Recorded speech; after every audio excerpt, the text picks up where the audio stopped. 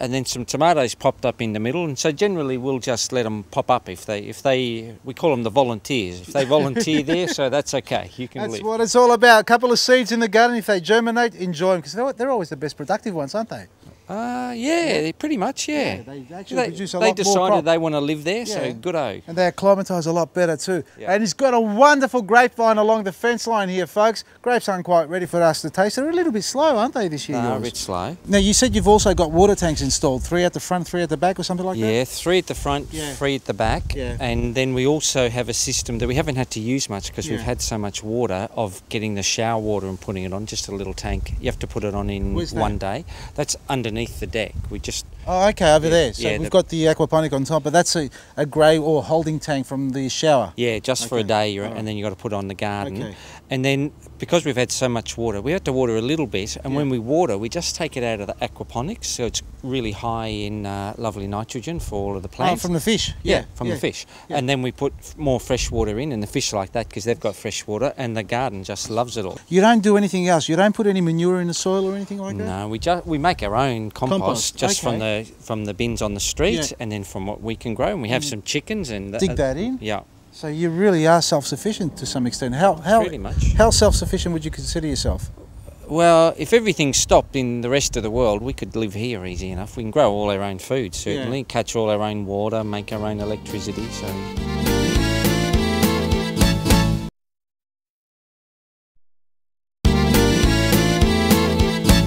Stop!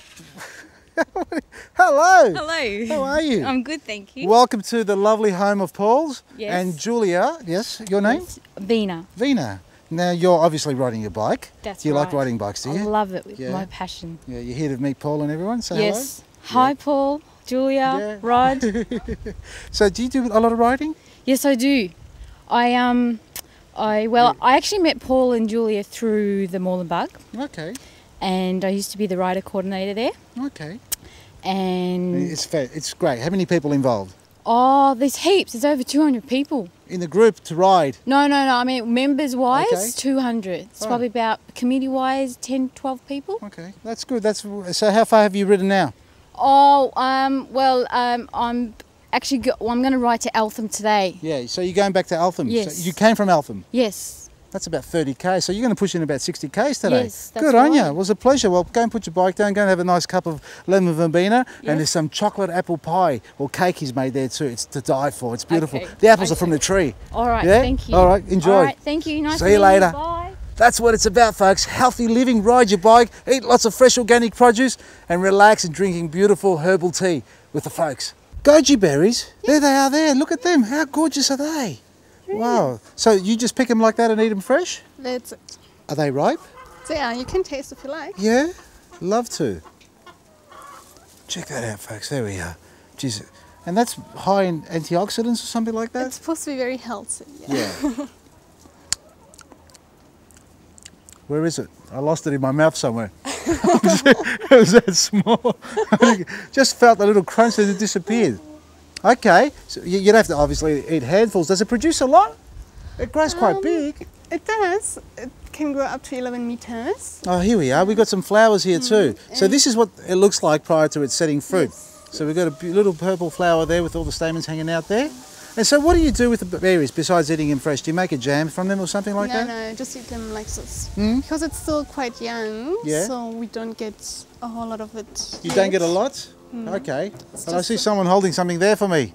What's that there? I got some berry puree for you. You got some berry puree? Want some, Julia? Look at this. This is what Paul's just brought in for us. We've got puree, berry puree. Did you make this, Paul? Yeah, we did. Yeah? From the bosenberry out front. Oh, okay. Yeah. Now, this is the thing about berries, folks. Their lifespan or shelf lifespan is very short. So, realistically, you've got to know exactly when to pick them, because if you pick them too early, they're very sour. If you pick them too late, they still don't taste that very good. So you want to pick them just when they're ripe, and it's only about a day's worth of ripening stage. So the shelf life is very short. So I'm not sure what you're getting there in a retail market, but as far as growing them at home, if you don't eat them all in one day, make some beautiful puree like this. Now this has got some ice cream on it. Oh, that's to die for. It is. That is. It's good, I can understand why you love your berries. Oh yeah, I love my berries too. And you can see I'm hugging my ice cream. If you want some, grow some. Now, why don't we go and have a look at the chooks, shall we? I'd love to. Let's go and have a look at the chooks. How many you got? Lots. 6. 6 of them. Wow. Have a look at these chooks. How friendly are they? They're very friendly. They're peaceful chickens or hens. Hello, sweetheart. What's your name? Eh? Just this one has a name. That's Paulie. That's Paulie? Yeah. Is that Paulie as a boy or a girl? No, they're all girls. They're all girls. You're German? I am. Yes. How long have you been here? About 4 years now. Yeah. And you have a garden back in Germany? We do. We have a really big garden. Yes. But in Germany, because of the seasons, we can only grow fruit in summer. So okay, because you have the winter snows there. Yeah, we can't so it's grow very anything in difficult. winter. So you must be enjoying it here. Yes, yes. I like all the citrus. Yeah. It is wonderful. And this is it, folks. Look at that. We've got chickens here. Are there any eggs? Have you picked the eggs today? Oh, no, I haven't. No? Let's have a look. Whereabouts are they? Where do they roost?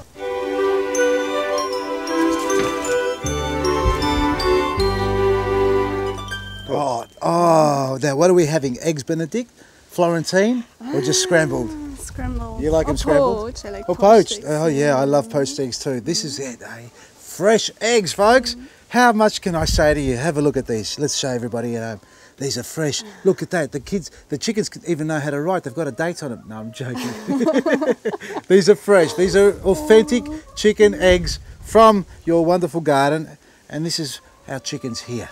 We have a lime and lemon tree in the chook pen here, folks. Now, you know the benefits and the synergy that goes on here with chickens and citrus trees? They've got lots of organic matter that the chickens release from their poo and the composting that they do in the garden. And the citrus trees just love that. And on top of that, guess what? It's the male corner because Paul says so. We've got a sign up here that says, this is the men's corner. Gentlemen are allowed to contribute to the garden. There you are there. Can you see that sign there? Ah, folks, what can I say? Citrus trees love their nitrogen in many forms than one. And you're not scared of bees, are you? No, I'm not. Do you collect the honey? We will eventually, but we just put this one in maybe 2 months ago or 3 months ago. So we are pretty new to bees. But so far they seem to be happy here. They're quite busy. So what do we actually need to do with beehives? Do we just basically set it up and you've got a swarm of bees there with the queen inside and they go and do their job? Yeah. Do you know how often you need to collect the honey? Do you know much about that? I think you can collect like every month you can collect. Yeah. Okay. Yeah. Depending on how quick they actually produce it too, and the amount of flowers they find in the area. And obviously springtime, summertime would be most active. Yes. Well, beehives, I think they're fantastic. You've got honey, they help pollinate the garden. There's a balance going on here, and Paul's right. And I asked the question earlier, how sustainable are they, self-sufficient are they as far as living here? And you guys, if the rest of the world stopped surviving, you would still be active, and I'd be living in one of those cottages at the back there. I don't care if the weatherboards fall off, that's okay, because we get airflow. That's called nature's own air conditioner. It's all about growing it yourself, folks. Aquaponics, harvest your water, get your bees going in there, grow your veggies and share it with your friends. And if you don't walk or drive, get yourself a bike. Make sure you ride every day. It's healthy. It's all about sustainable living and practicing it with you, the family and your friends. And we've got them lined up for a little bit more exercise. We call it the Zorba dance. Others call it Zumba.